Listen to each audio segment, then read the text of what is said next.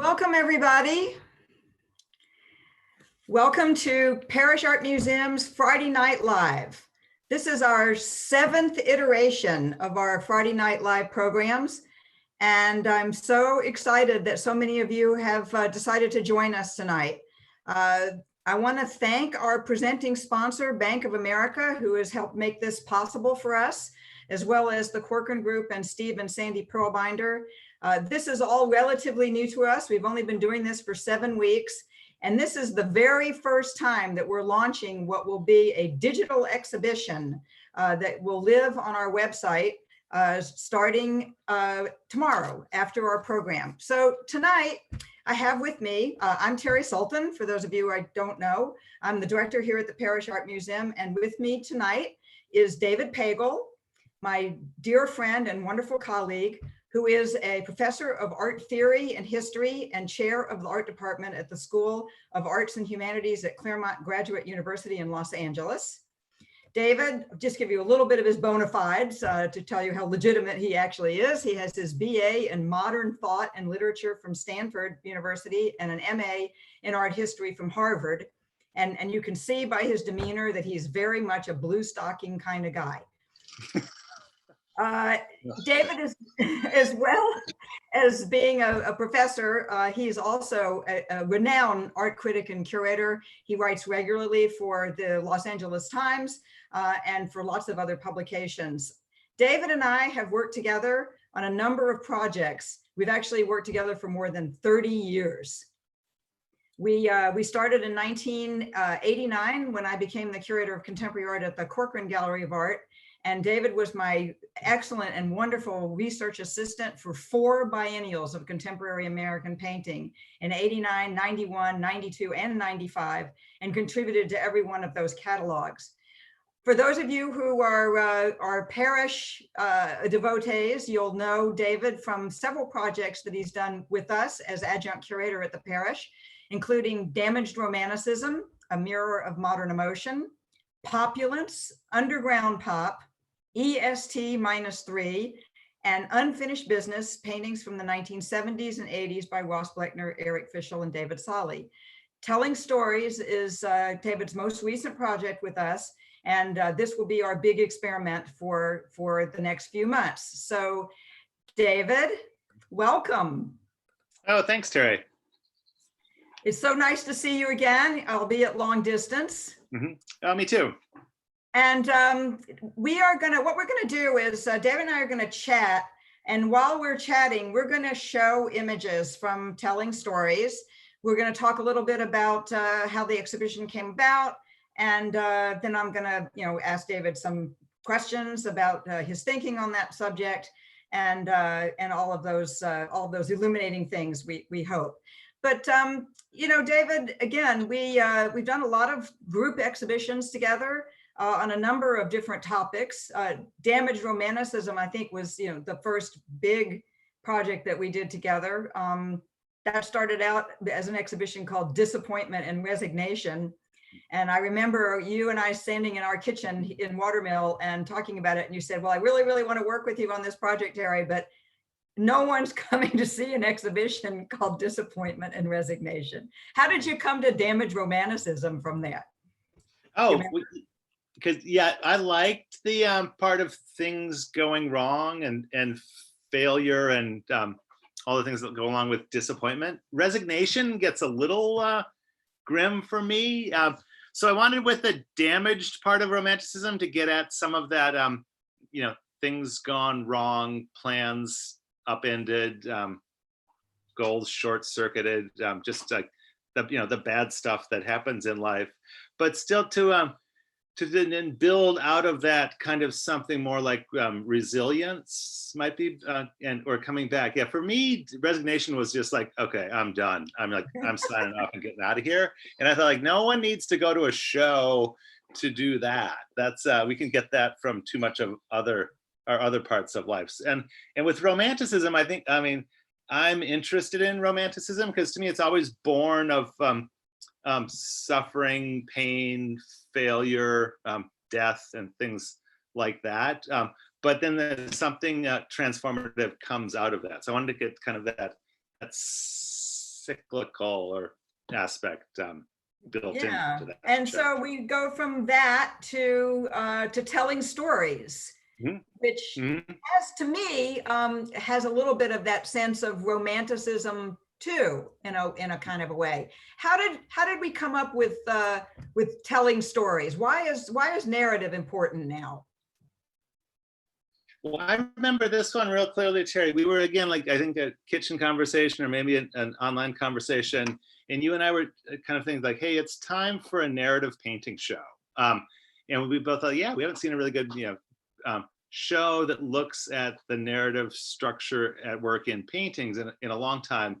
And then as we started like gathering artists and works to kind of put together, I think you and I both kind of decided at the same time, like, this is looking pretty boring, for lack of a better word. It was like looking really conventional, looking like yeah, they're all strong works, strong artists, but the way we're thinking about them is really, really conventional. And I think that then all of a sudden it spilled out. Let's not look at the medium of painting as a way of getting to narrative, but look at the way narrative is at work in lots of different works, from installation to photography to assemblage to sculpture to painting to drawing and whatnot.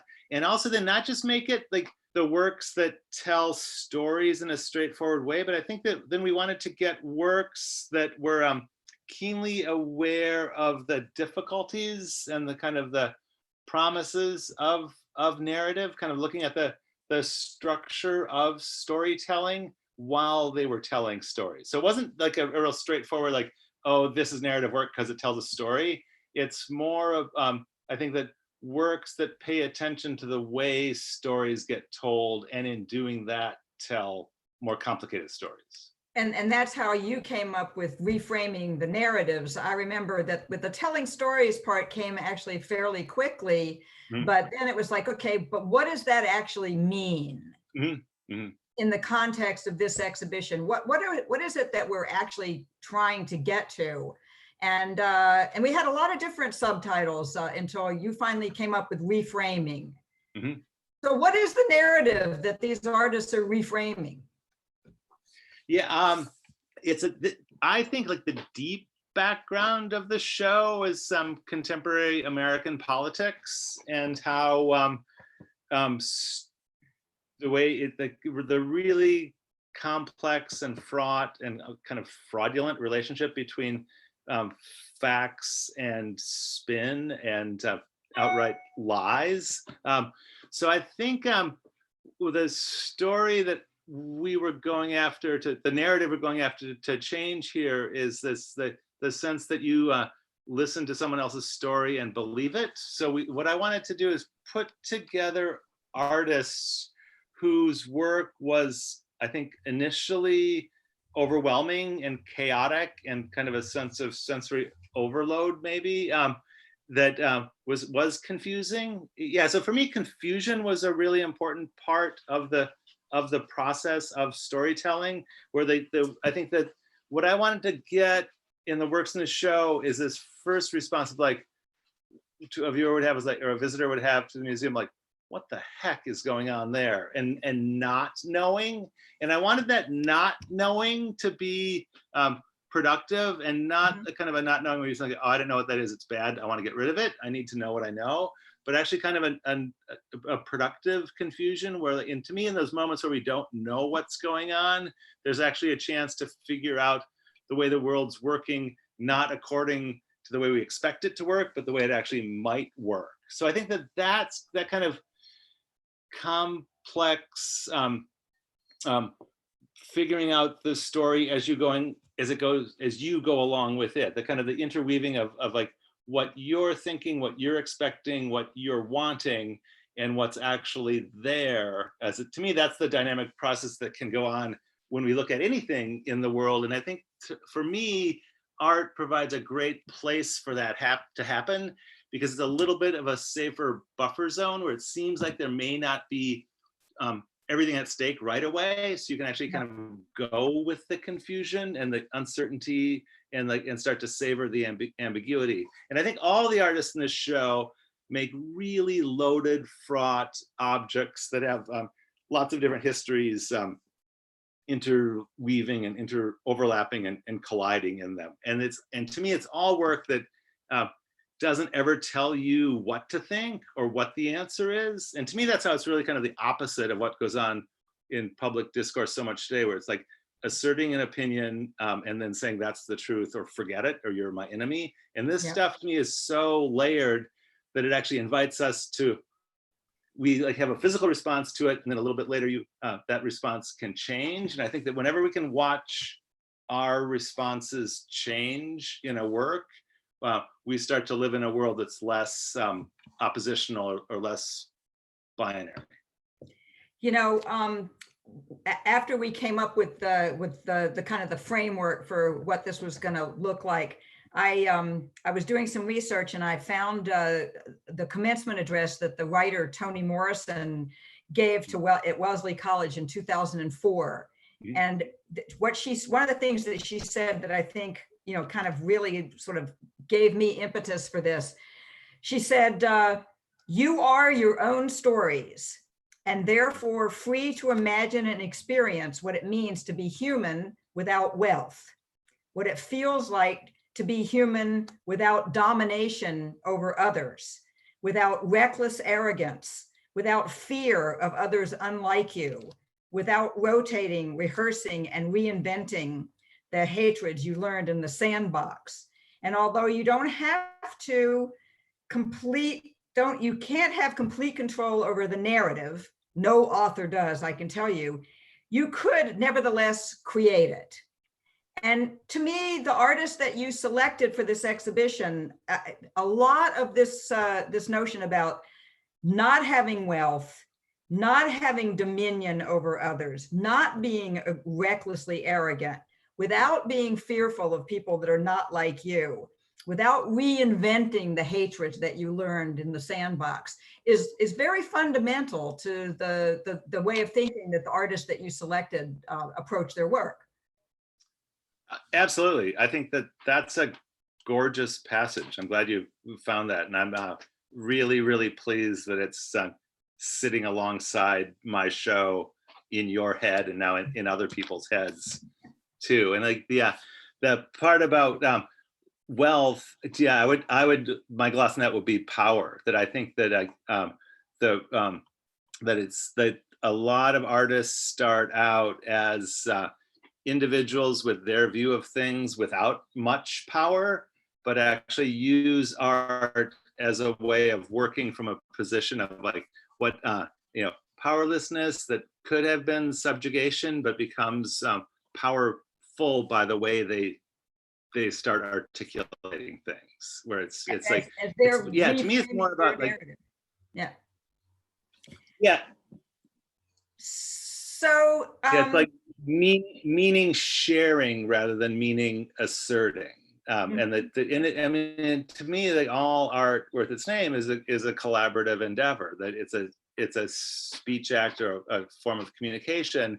Then communication is always a two-way street, or even a more-way street than that. And the artists are like putting their stuff out there for people to take up in ways they can, and then adjust them.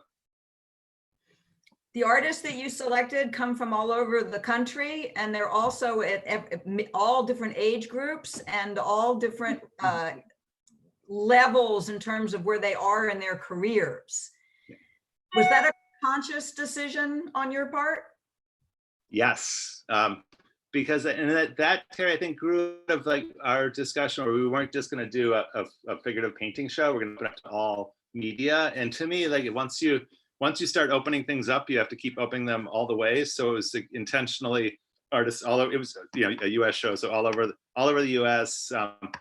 All different media, all different levels of their career, all different ages.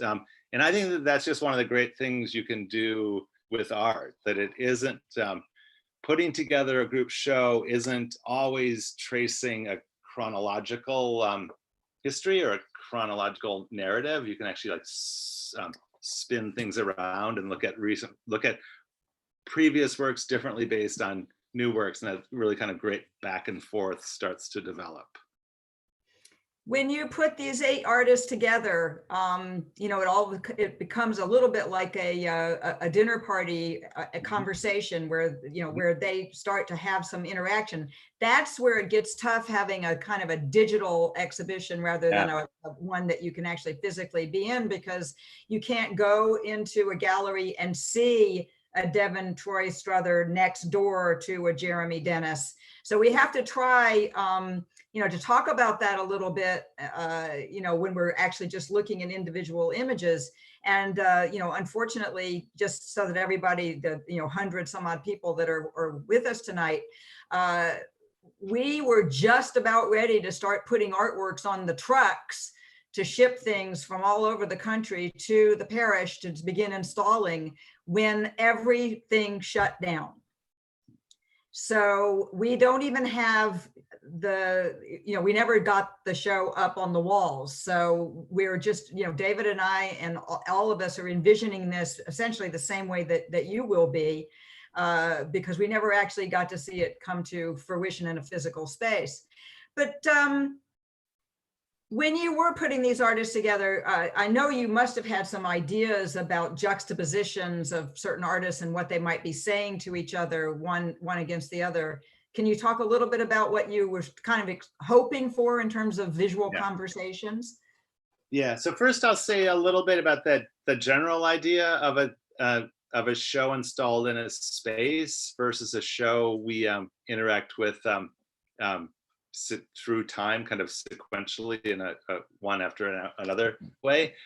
One of the things I love about organizing an exhibition is I get to actually put the stuff in the space, that it's such a physical, hands-on, embodied, okay, these are the 32 objects we have. This is what we're going to do with them in this space at this time. And one of the things I love about that is that you, as the curator, you can be really, really directed about what you're doing and make, you know, plan things out exactly as you want them. You know, Mary next to Elliott, or Candice next to Jim, or this Jeffrey next to this Jeremy. But then when a viewer comes in, they have that great freedom of, like, they can go look at one piece for as long as they like, or they can spin in the middle of the room and scan things. And I just love that kind of dynamic, you know, in the flesh, real-time interaction that a visitor to a show has, where there's, like, you know, it's really, really set up, but there's such a great amount of freedom. You don't, it's not like watching a movie where you have to watch each scene after the next scene for it to make sense, that there's all of this kind of circuitous back and forth dynamic interactive stuff. And so I love that with the show, and really miss that we won't see that with this one. But one of the things that I was thinking of, I kind of the 8 people, I kind of broke them into 4 groups of 2, or, you know, so 4 pairs. And the first one I was thinking of was Elliott Hundley and Mary McCleary, and they both work with collage, quite literally cut paper collage. Elliott making these massive information overload snippets stuck with long hat pins and push pins into the wall, and Mary making really, like, dense, congealed, cobbled together collages of domestic scenes. And I really thought that they would have something to say to each other, because while it's both collage, there's really different atmospheres they create in their work. So that was like the collage duo. And then Devin, Troy Strother, and JooYoung, to me, they were kind of the artists dealing with childhood, where Devin was actually literally having, like, paper dolls or cut out papers that he would dress up, paint, and then glue into different scenes. And JooYoung doing that on paper, but also 3-dimensionally in kind of these Muppet style, larger than life kids fantasy lands. So that was kind of the kid component. And then Jim Shaw and Candice Lin, both playing fast and loose with the truth and with memory and with history. Candice diving back into archives, finding forgotten figures and giving life to them, while adding loads of her imagination. Jim almost like a conspiracy theorist, finding insane, crazy, over-the-top connections between and among things, starting to create these narratives that I think probably tell deeper truths about the world than any kind of literal, fact-based, check your sources stuff does. And so both of them were like playing with history. And then Jeffrey Gibson and Jeremy, to me, are both working as if history had happened differently. I think that they both imagine that what would it be like to be living now if the Museum of Modern Art hadn't been segregated from tribal craft shows around the country, or what if these people had been given a voice and not been shut up. And I think that they both make works that propose a past that was different, and in proposing a different past, actually make a different present, and with lots of more possibility for a future. So that was one. That's like kind of like 8 to 4, from 8 artists to 4 little duos. But then I also liked how you would really quickly, as soon as I had those categories or those groupings, thought, well, yeah, but Elliott and Mary slide really quickly into what Jim is doing over here. And Devin and JooYoung slide really quickly into what Candice is doing over here. And that's where I think the show gets really interesting, where it's like, where no category is kind of a final explanatory construct of the work, but it's actually an invitation to put it together with other stuff. And that kind of generative creative freedom in the way one looks at the show and visits the show, to me, is integral to the stuff. Where the show, to me, the show really is about empowering viewers to get involved with the world around them. And I think it's the artists have done that already, so they're really kind of great. They really model behavior rather than instruct you how to behave. Well, it's interesting you mentioned Elliott and Mary McCleary as being, collages, but as we're running through these slides and some of these great details that really show you how these works are constructed, they're, in a certain sense, they are all collages. Because even if they're not using overlays very specifically of different bits and pieces of information, in terms of the thought processes that are the foundation of their visual manifestation, they are collages. As you mentioned about Candice, putting together the old and the new, and Jeremy Dennis exactly the same. These narratives it's almost like a dance of veils. Yeah, it is, and it is like they're all that. I love how collagey it is, and that wasn't fully intentional. That kind of happened, but I think that the collage aesthetic goes with a way of thinking in which there's no single way of explaining the world or getting access to the world. So to me, the artists have lots of different ways of representing the world, lots of different ways of instantiating the world, lots of different ways of embodying the world, and they put those together and kind of like see what works in which situation. It really is work that is about not having a single explanatory construct, and to me it's really anti-fascist and really anti-authoritarian and really kind of anti-singular, and it's really about multiplicity and possibility and and little seeds that might grow rather than anything that's finished or known. Was there any surprises that came to you as you were starting to put this together? I think that one of my surprises was the fact that even though some of these artists are in their early 30s, and some of them are, what we would call middle-aged, 50, 60, and then a couple of them are even older. And yet there does not appear to be a particularly generational approach to this way of thinking. Yeah, I think that's totally true, Terrie. And I think it's like the people in the show are eccentrics, and they're doing their own thing really, really deeply and intensely with focus. And whenever you get that kind of burrowing down into the weeds of one's psyche, that lots of weird stuff sprouts and connections are found across places. And the other thing that was a bit of a surprise to me is that, I've always thought that there was a particular East Coast, West Coast aesthetic that would be very easily, visually defined, but I don't find that to be true with these artists. Yeah, I think that's true. That it's like that, and I don't know if it was. It certainly, I think, isn't true today. It might have been when the art world was a lot smaller, and there's a handful of guys in Venice making a certain kind of Venice, California, making a certain kind of work that was markedly distinct from work being made in Manhattan. But I think that that's been a while since that was true, and I think that just the kind of the global world we live in now and the kind of instant access of imagery everywhere, it's a much more fluid stew.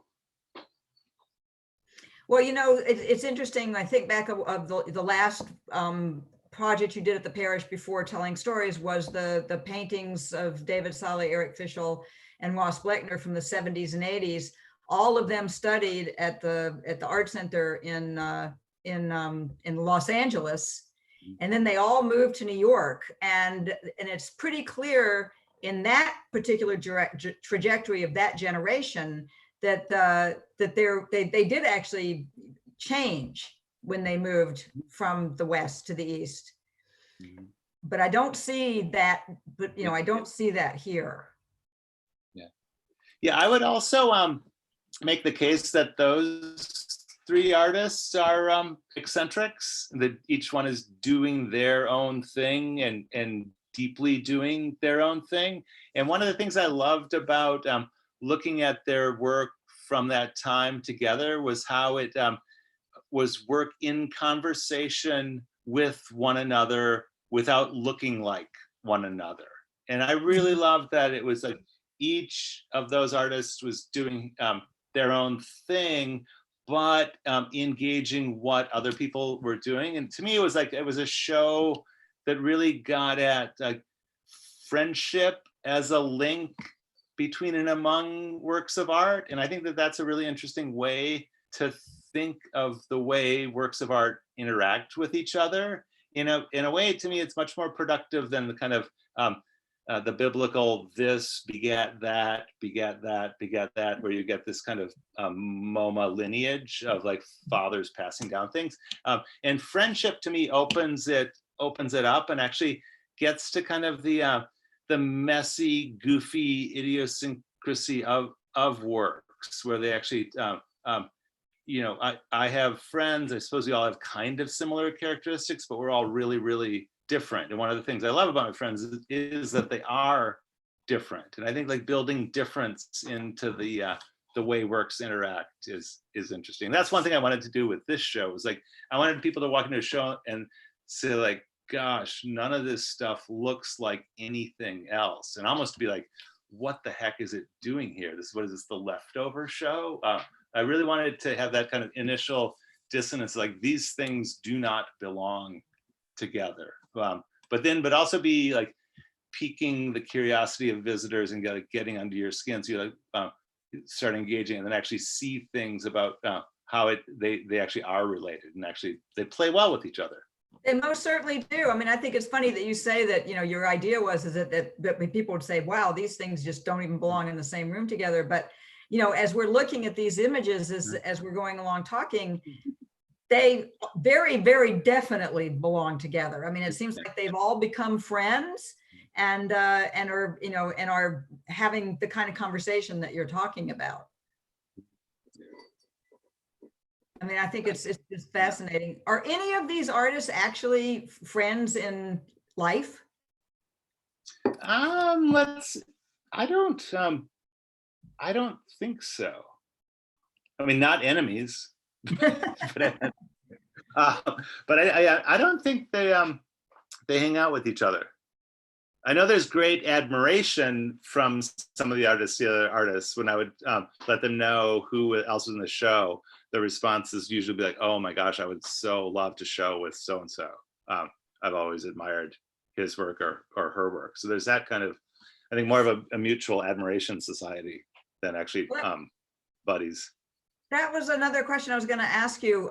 You know, when there's a group exhibition, a thematic exhibition, there's always the kind of danger that artists will feel that you and I, as curators, come up with an idea, and then we try to seek artists' work that enforces or reinforces or illustrates the idea that we already had. Right. And I think that it's important to bring that up, because this came about in exactly the opposite way. Yeah. Yeah, I find those sorts of shows to be really boring, where the curator acts like I'm the artiste and here's my great genius argument, and I'll find 8 examples and plug them in and prove my case. And I've just like, when I see that, to me, it's like, that's a little bit the way my mom would organize her sewing basket, where she would put all the things that were alike in the same areas so she could find them quickly. Or my dad would organize his fishing tackle box, where you put the stuff together so you can find it quickly. I think that's like a smart way to organize toolkits and boxes, but a really dumb way to organize shows. And treating art as a way of illustrating an idea, to me, is just like, you're in the wrong field if you're doing that. It's like, to me, I'm much more interested in finding things that are related to one another in non-obvious ways that actually make sparks fly when you see them together. Yeah, yeah.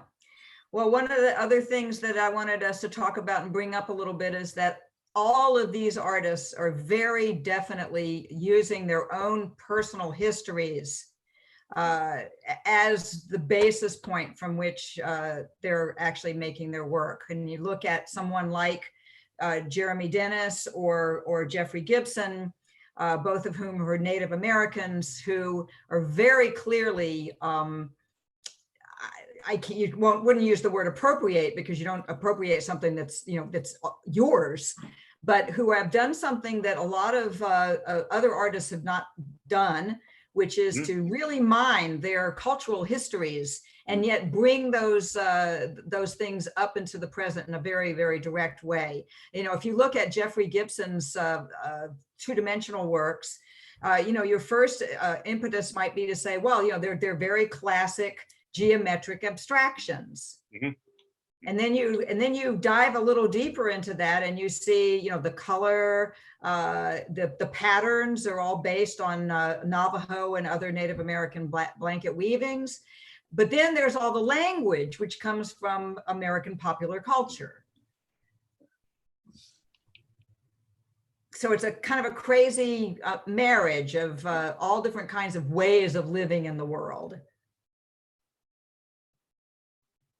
Yeah, and that's one thing I love about both Jeffrey's and Jeremy's work. And it's like, one visitor may be familiar with a couple of those histories and be attracted to the work in that way, and then discover other ones and see like, oh, these things actually have something in common. And I think with Jeremy, there's something to me that's really awesome about Jeremy's work, and kind of imagining Native Americans as zombies, the kind of the great undead that are the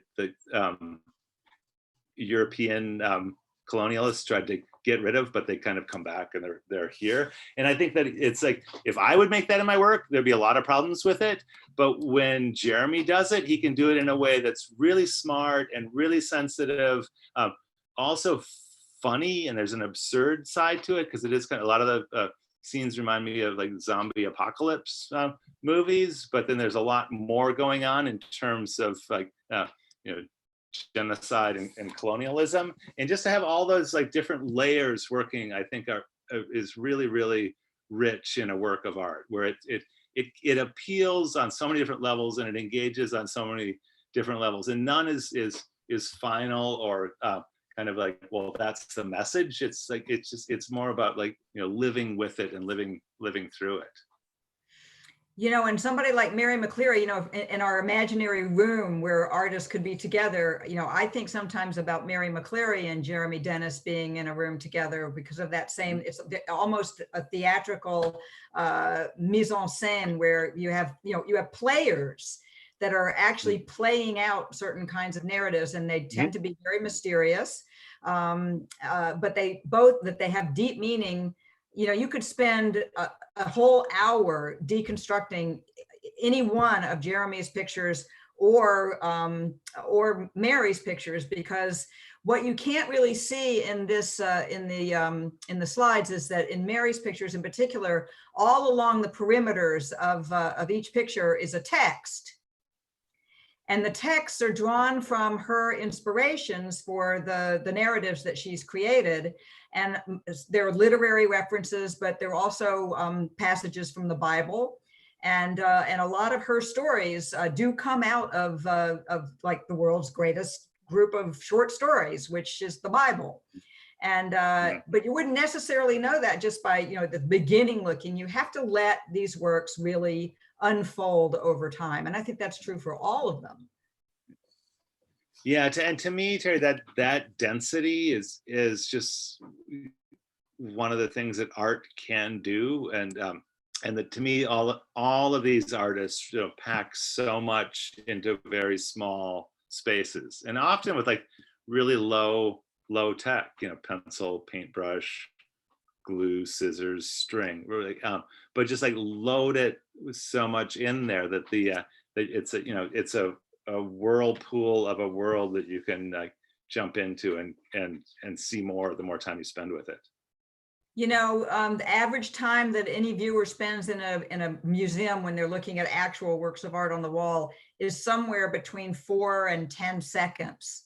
And with work like this, that's just really not enough time. And we're running our images at 10 seconds each. And we, when we were putting this together, we were asking ourselves how long the images should be on view. And it was like, well, 10 seconds, that might be too long. But 10 seconds is not even enough to even look at one corner of any of these works really and get a real sense of what's going on.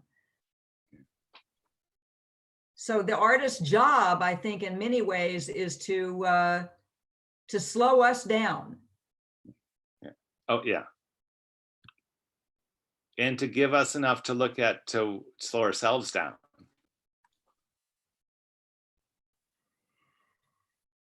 It's been a real pleasure coming up with these ideas with you, and listening to the way that you make these selections and how you put these ideas together. It's very different than a lot of curators, as we just discussed. You let the artists more or less kind of lead the way. You do a lot of looking, probably more than most people I know, even professionals. Partially, I guess, because you want to, and partially because you have to review things for the LA Times. But how many artists a week do you think you see? I mean, their work. Lately? Well, not lately. Yeah. Let's be fair about that. Yeah. When I started as a critic, I would, on a Saturday, I could go see 50 shows, and I would just like madly drive around LA and look at shows. Then as traffic got worse, and as my and as I got less patient with the world, I started seeing less. I think that so as I've been at it over the years, I think my tastes have gotten more. I don't know if they're more refined. Like I'm less patient with things that I feel that I've seen before. So maybe at the beginning I had seen less, so I was more interested in everything I was seeing. But as I've gone on, when I see things that seem rehashed, I don't spend as much time looking at them. But I still see a truckload of shows. But for me, Terrie, the whole reason I do it is for pleasure. And if it's not pleasurable, I'm out of there. You know, not like this knee jerk, it has to be pleasurable this split second. I'm really drawn to things that I don't understand and enjoy grappling with things that get under my skin or in my head, and I have to try to sort them out. But like that's another thing about that we haven't talked about much about these works, but it's like it's a great pleasure to see this stuff. And that is the physicality, all the formal stuff, the color, the texture, the shape, the form, all that stuff really, really matters. And it's like, and that if it weren't a pleasure, I would stop doing it. So it's still, you know, each one repays the time and energy I put into it. So it's to me, it feels like a really good way to spend one's life. I agree with that completely. I mean, I also see a lot of work, and I'm really glad you brought up the most important part of this. Of course, what drives the artists and why they make the decisions they make, and you know why they do what they do is really important. But at the end of the day, what's most important is what we get from it when we look at it. And that is, to me, the key to works of art, is that they actually can be transformative experiences, whether you know the backstories or not. When you look at work like this, something happens to you that changes you. And that's the power of art, as far as, you know, in my 30-year career as a museum professional, that is what I seek, is that kind of experience with an engagement with an artist, is that I want to be transformed. Yeah, I'm with you. So we have a little bit of time left, and I want to tell people that there's a couple of ways to ask questions of me and David. If you go to the bottom of your screen, you'll see some icons. One is chat and the other is Q&A. I'm able to read both of them, and I will be looking at both of them. So I'll read the questions and David and I will answer. Somebody wants to know if we're going to install the show when the museum opens up, and do you think the show will be up this summer? Well, okay, so no, this show is not going to ever be installed in these galleries. We are not sure when we will be able to reopen to the public. All of these works were borrowed from lenders all over the country, and to try to put it back together again would probably take another year before we were able to ship. We don't know how long it's going to be before truckers and air freight can even happen. And so what we decided to do was just to try something new and let it live in the digital world. We're going to build a website around this exhibition, so you'll be able to see all of these works at your own pace. David will be doing a series of interviews with all of the artists that we will be posting on the page as David completes them. And we will also be doing more Friday Night Live programs with individual artists from this exhibition with David to talk about their work more in depth for each one as best we can, so that in fact, you'll be able to come back to this show many, many times, even if you live in Chicago or Los Angeles or Italy or France, and you'll have access. So even though you might not be able to have physical access to them, you will have the ability to learn more and see more and be involved with the work.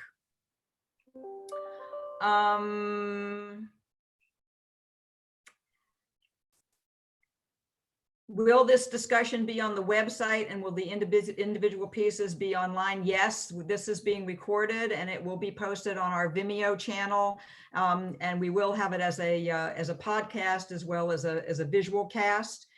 And somebody wants to know, how did we choose the title slide, the floral?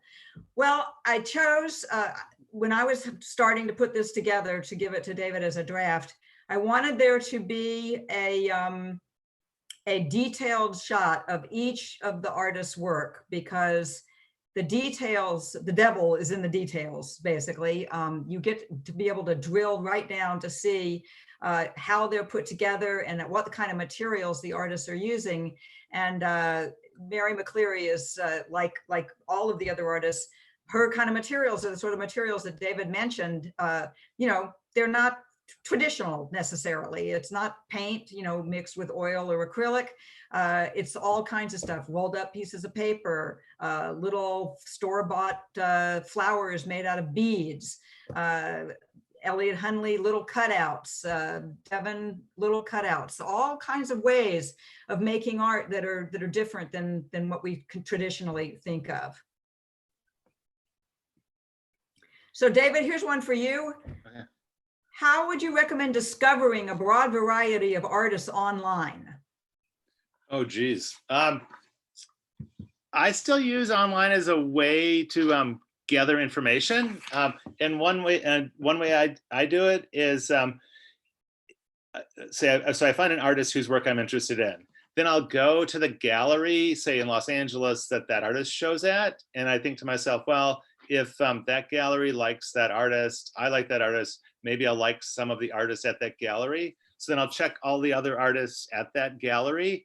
And then I'll go back to my original artists and check if they have galleries, say in Berlin or in Hong Kong or in New York, and then check those galleries. So it's really just building a network out from there. It's a great, to me, there's so much info out there. And if you just get like a little system for going at it, you can like build your own information system that way. I also talk to artists. I think artists are the best resource. They really, they cut through the BS real quickly. And they let you know who's really, really interesting. Same with like when I go to galleries, the people I talk to most are the preparators and the handlers. They cut through the nonsense really fast and tell you who's good and what they're interested in. So that's my advice on that one.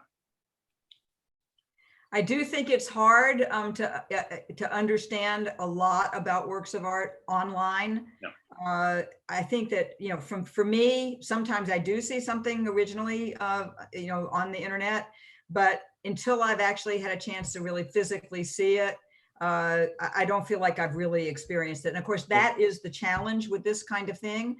We're going to try our very best to make it as close to a real-time experience as we can on the website, but you just have to understand that conversations like the one that David and I are having are great online because you can hear, David and I can see each other, you can see us. So this kind of thing is great for information and conversation, but it cannot ever replace the authentic lived experience that one would have with a work of art.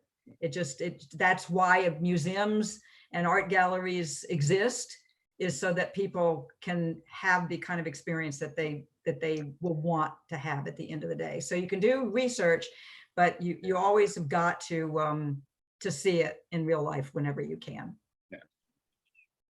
Yeah, I agree completely, totally, Terrie. And to me, it's a good way to get information and find out what you want to go see in the flesh. Here's another question that I think would be a good one for you, David. Most of the work chosen contained shows either figures or language. And Alman Zygmunt wonders if I think, or we think, that abstraction has a place within a narrative framework. Yeah, absolutely, Almond. And I think Jeffries is the closest towards that one. But for me, all that important, color, texture, shape, form, it's in all the stuff, and there are figures in there. But there's a lot of stuff that's not figurative. But yeah, it's like, I think that I don't buy the old modernist.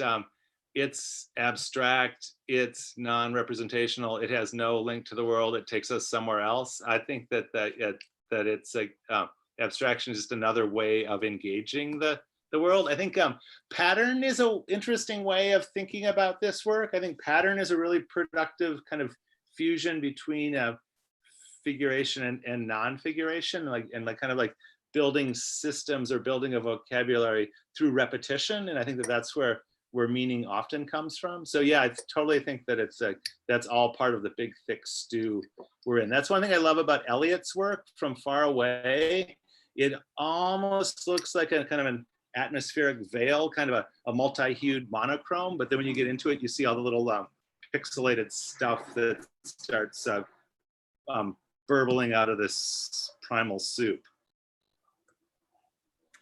I am reminded, people are asking, how can we learn more? Where can we see the pictures? Why didn't we put the titles with the pictures? And the reason that we didn't put the titles with the pictures is because the titles are narratives, and they're very long. And we thought that people should just get a sense of the work before diving into what the artist had titled them. But I would like to point out that there is a wonderful book that accompanies this exhibition that's full of essays.